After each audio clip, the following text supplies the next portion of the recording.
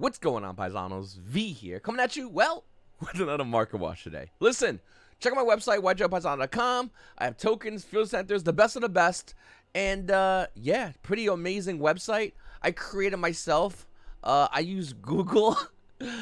Some Google, no, it was, not Google. It was, some GoDaddy website. Yeah, it took, like, forever, though. But, hey, it's working. Listen, make sure to check it out. Once again, YGOPaisano.com. A lot of amazing field centers you can use to beat those scrubs at your locals easily. Even better when you have a gorgeous field center and tokens. So check it out. All right. Today we're going to be talking about Legendary Duelist Season 3. I'm joking. We're not. This is a really terrible box. Not that I hate this box. Let me explain it like this. Okay. I don't hate this box. I just hate the cards are in it. Because Konami could have easily added like Ash Blossom and Joy Spring as like 5 different rares, and everyone would be like, wow, it's actually a pretty good box. But the only card in here that is like redeemable is Magician's Soul. Like, this is the only card, and people aren't really even playing this card anymore. You got Liquid Soldier right over here, which is pretty cool. Gets a reprint, kills value of the ultra rare, no big deal. And of course, cards like Malicious Bane and Justice Gold for hero players, and hero players. Don't get me wrong. Seeing Predator Plant Tri-Fire Overtime on here is really cool. This box was released a couple of months ago. Dark Magician Ultra Rare actually is not bad. Same with Sangon. Like, there's value for here, and I think this is the future value of the set. Maybe even a Predator Illusion Magician, but for the most part, that's it. That's it. We just tapped out. Page 1's a tap out page. Like I said, I don't really hate this set, but I'm not crazy about it. My favorite thing about this box is the dice. I love the dice in this box. But for that, just buy the dice. Tactical Masters is going to be a problem for everybody who doesn't know what's in this set. Like, stone cold serious. If you have no idea about Tactical Masters, you're about to get decked out. That's what it is. Like, this allows striker players to deck you out like turn 2-ish, maybe turn 3, if they don't draw as optimally. You're gonna want to know what this deck does. There's a lot of cool stuff in Tactical Masters. Hopefully, there's like a surprise card. Like, it'd be really cool to see like another super rare DD Crow, or maybe like a super rare like Triple Tactics Talents or Droplet or Pot of Prosperity. It'd be kind of cool to see that in here. But for the most part, right now we're just getting Mr. Runes, which is going to be really good for striker players. In fact, if you are looking to play strikers, now is probably one of the best times to get it. We know that Tactical Masters is going to be good for you. We also know that striker players are going to be getting, I think in November, the Striker Linkage, which is an insanely broken card. Obviously, Strikers has crazy high values, but even like if you buy the deck on the cheap, it's not that bad. Prices are starting to go down a little bit. So once again, it's up to you if you want to pick them up or not. I love this deck core. I own it myself. I think it's a great deck core to have. Deck's been around since, I don't know, I think Jesus played this deck in the Bible, if I'm not mistaken. So like, it's a really good deck that's been around forever. All right. If you don't have Dark Rule no more, you might want to go pick it up. The card right now for the Prismatic Secret Rare is $16. Now, if you want the comments, they're like $3, which is kind of a lot when you realize the fact that these came in a structure deck. That's kind of a lot of money. But other than that, whatever, you need 3 of these. So, yeah, have fun with that. All right. And, of course, you're going to need DD Crow. The card is as cheap as $9 and as expensive as a gajillion million dollars for Starlight Rares. Listen, DD Crow's right now seeing a lot of play because, obviously, people want to hit Ronin Toad in the graveyard. And this is the kind of card you're going to need. Like, you just need this card. I really wish I had the foresight to really see this earlier, but, hey, do you have it? All right. Then, of course, there's Sea Diva. Now, people are playing Nimble Beaver, but they're idiots. But, V, hold on 1 second, V. Nimble Beaver is such a good card. No, you're an idiot. You just tell me you don't have Needle Fiber, and we'll move on like adults. Like, Sea Diva is the reason why. And this is the reason why we're seeing majority of decks that play Splites run Sea Diva, because this is a 1-card Needle Fiber. So, like, if you already have your combo, you could do into that. You could do it in Needle Fiber, go into Selene. You go into a lot of goofy stuff with this. Sea Diva in general is just a really good card. And it's probably, I don't think it's going to hit in the ban list. I think maybe they'll hit Needle Fiber because of Sea Diva, and then everyone has to play Nimble Beaver. And those kids that bought Nimble Beaver at like $18 or whatever it is are like, see, justified. But not really, because they overpaid for a card that, whatever. Anyway, listen. Sea Diva is a really good card, and obviously it's as cheap as $1.50, and as high as $71. But, I mean, it makes no sense to buy this. It already came on Super Rare for $7 in OTS Pack 13. Anyway, Triple Deck Talents is another card you really want to go quickly because the price is starting to rise. In fact, look at the 1-month chart. It is rising. Current price point of this card is roughly around $25, and this is the cheapest version of the card. It does have a Secret Rare and it's Starlight Rare, which is insanely expensive. So one thing I want to point out here, and there's something really cool, is the fact that in the OCG, Borlo Dragon is making a comeback. I'm stone cold serious, by the way. This card is starting to make a comeback in the OCG. Can it make a comeback here in the TCG? Well, I don't really know, but what I do know is this is a good card to buy because it's so cheap, and everyone kind of forgot about this card. The current price point of Borlo Dragon right now, out of its original print set, which is Circuit Break, has slowly, look at that, people are starting to catch on. If you want to get a first edition version of this card, it's like $4, $5, $6. But look, wait, what? Look at this. I did not do my research. So what? $4.99 shipping? This, what a jerk. So it's like 8, 9, 10. It's rising in value. It's right. Okay. Let me just say it's rising in value. I did not do my research. Whatever. Suckers. The dual power one's $1, and the dual power one looks kind of cool. I'm not gonna lie. Like, I own the secret rare, but I do like the dual power one. Look at that. Look at that picture. Like, he's just ready to take your stuff. Anyway, this is a card you might want to start picking up. You just need one. Let's be real. Like, it's hard to see you playing in OC. Can you see you playing here in the TCG? Maybe, maybe not. I'm not sure 100%, but it's $1, dude. Come on, don't be cheap. All right. Finally, let's talk about Exo Sisters. The prices are going down. Listen, I think Exo Sisters are still really good. I'm slowly picking up the core for myself, but let's not lie and pretend like Exo Sisters are rising in value. They're going down in value. Why is that? Because those that held this, hoping that this would be like this would be like what Flandery kind of is right now. I'll talk about them in a second. They're basically was hoping for that to be a thing. Now, me personally, I still believe in the Exo Sister dream. I believe post-banlist, this deck will be a force to be reckoned with. But right now, it's not really doing much. I think it topped a couple of regionals, about two regionals. And those players are excited. The whole community's going crazy. Celebration.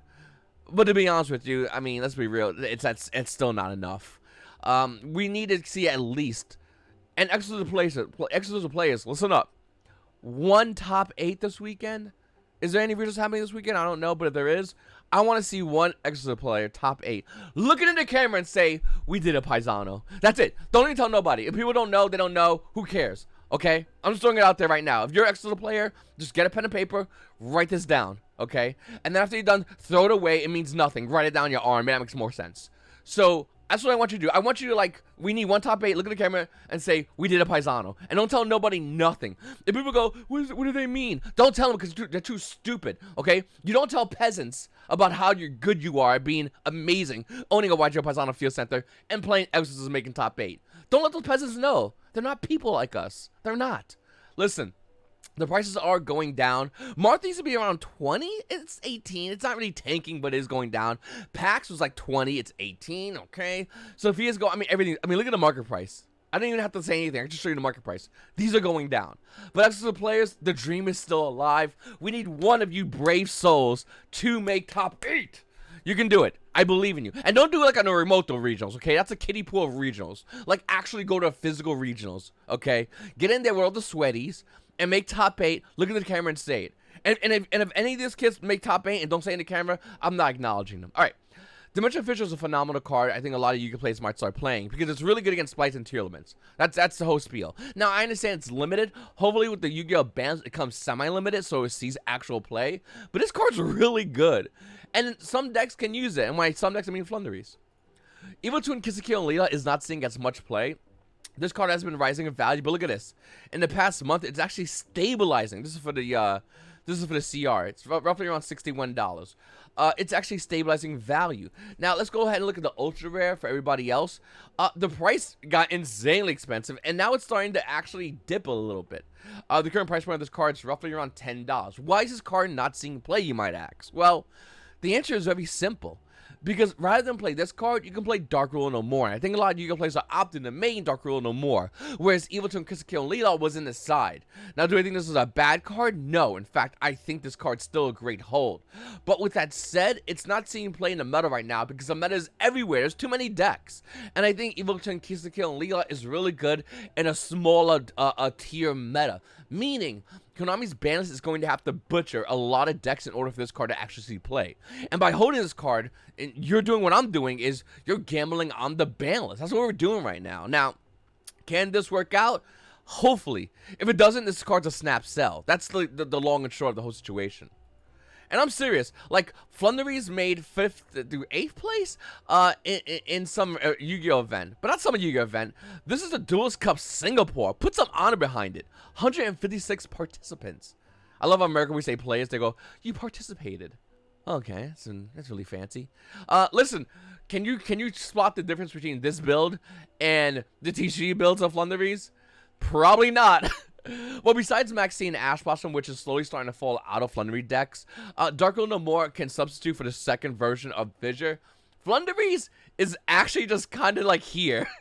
My favorite thing about this deck is the fact that, like, it doesn't necessarily do anything different in the OCG. I mean, yeah, they'll play Max C. I mean, that's pretty huge. But for the most part, if you're Flandery's and you're in, like, another part of, like, in OCG, your cards just have different language on them. But you're still doing the same thing. Like, you're still just clapping cheeks. My dude didn't even have time to get a third Product Prosperity. That card's, like, a rare in the OCG. He got himself an extravagance. Like, who cares, said this kid. Said Sherwin over here, just beating cheeks with Flandery's. Doesn't care what deck you're playing. That's the thing about Flandery players. Like, you don't care what deck your opponent's playing. You're sitting there and your opponent goes, I have a new deck. And you're like, that's cute. And you're doing the same exact thing. Like you're going Shifter against them. They're like, oh, we're going to go Swathwork. Activate Swathwork. You go Shifter. You look at me and go, can you finish the combo? The prices of Flandery's hasn't actually went down. It hasn't went up. It's still the same. Like, I'm not even joking you. If you want to play Yu-Gi-Oh at your locals, but you don't want to play the new stuff, because why think? Just play Flandery's. You can main Dark Ruler No More, so there goes totally awesome players. There goes, and when you play against any tournament player, if they go Winda, you'll laugh. Like, you'll laugh in the most fanciest of ways. I feel like as I started off this Yu-Gi-Oh meta, this whole ban season hating Flandery's, and now I'm at the point where it's like evil dual laughter because I love Flandery so much. Because everyone's like, I got this new deck and I paid a lot of money. And Flandery players was walking in here with their $100 decks like, bro, I don't need to think. And I don't need to think. I don't even need to read your cards. I'm a Dark Rooter you, break your board, put a barrier statue there, and just fucking throw an egg on top of your head. Like, you're not at my level, okay, peasant? Okay? I don't care about your max rated deck. I have a Konami. And when I mean Konami, I mean YGOPaisano Field Center, not affiliated with Konami. Listen, I'm not even joking. If you want to go to Yu-Gi-Oh! Locals and still win, but not buy any of that new garbage, you don't have, like, you just play Flandery's. It's so simple. Look at this kid's deck. Like, my dude is not thinking. He ran 3 of, Ultimate Slayer, which is really good, but the problem with Ultimate Slayer is here in a TCG, this card's only good if you have extra cards, so cards like Maxi can help you get into an Ultimate Slayer, but for the most part, the card's not seeing as much play, that's why the card's going down in value. My dude ran double Regeki, probably because he can afford a 3rd Lightning Storm, and didn't need it. He's like, I got 2 Regekis, I'm not even going to side him, and I'm just gonna every turn, just boom, boom, boom. Listen, you guys can do whatever you want to do. I think Flandery's is a phenomenally mean deck. And, yeah, if you want to play a deck that doesn't cost a lot of money, Flandery's is your guy. I kind of want to get the Ultra Rare Burst of Destiny versions. Do I get those? What do you think? Do we just go max priority Flandery's and be degens of the meta? Comment down below if you're doing that. I really appreciate everybody watching these videos. I'm going to be streaming again on Twitch. I promise you. Give me like a week. I moved my entire desk around. I cleaned everything up, and I'm getting ready to stream again. Should we stream Flandery's? Should we go back and turn around and some stream splites or tier limits? I actually have those cores on the way to me, but it's in the mail, and the mail takes forever. I should have them today, but since the mail takes forever, it'll probably be around next week. Should we stream Exo Sisters?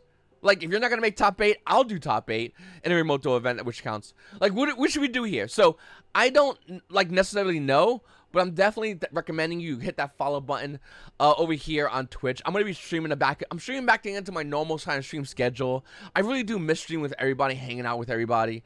If anyone doesn't watch it, have never watched my streams, it's an amazing stream because I'm a really good-looking guy, my mom says. So I really would like if you guys go hit that follow button. Once again, it's not a big deal. Hit the follow button. Don't sub yet. Sub when I'm on stream. I'd greatly appreciate it. And if you're like, V, well, I can't sub, no big deal. Go get someone else in your household and get them to sub. I'm joking. Listen, I really appreciate you guys watching my videos. Thank you so much for watching these market watches. I really recently had a new fire for this game. Playing it and joking around with my buddies, and I want to bring that back in. I'm not sure people knows the difference in my videos, how I do them. My camera will be fixed. My camera had to get something to be fixed. It'll be fixed soon. But like, I'm really like excited to play Yu-Gi-Oh, and I can't wait to start streaming to have it broken by some try-hard Mystic Mind player. If you want to see that live on stream, make sure to hit that follow button, and make sure to go ahead and check out YGOPaisano.com. got a ton of great field centers. And yeah, that's it. And you Paisanos, your boy V, and you Paisanos have a great day.